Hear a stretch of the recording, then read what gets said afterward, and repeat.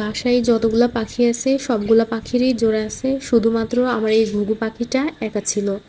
ওকে দেখলে আমার মায়াও লাগতো, ভাবতাম পাখিটা একা একা কষ্ট পাচ্ছে।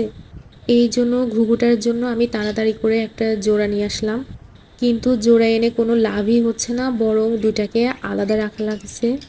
আমার আগের ঘুঘু পাখিটা নতুনটাকে প্রচুর ঠোকর দিচ্ছে, ঠোকরায় মাথার পালকই তুলে ফেলছে। নতুন পাখিটা খুবই ভয় পাচ্ছে, এই জন্য বাধ্য হয়ে দুইটাকে আমার আলাদা রাখা লাগছে। টেম করা পাখির জোড়া দেওয়া আসলে খুবই কষ্ট, এরা তো জোড়া নিতেই চায় না, আবার জোড়া দিলে এরা মারামারি শুরু করে। এইভাবে কি এক একটা খাঁচায় একটা করে পাখি রাখা সম্ভব?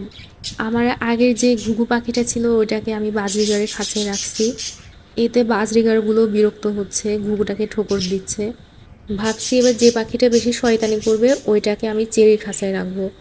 চেরির কাছে 2-4টা মার খেলে নিজের খাঁচায় ঠিকই জাত হয়ে থাকবে। আমি ভাবছিলাম ওকে জোড়া দিলে না জানি কত খুশি হবে, দুইটা একসাথে বসে থাকবে, কিন্তু ভাবলাম কি আর হচ্ছেটা কি, না জানি এদের এখন মিল হইতে কয় মাস লাগবে।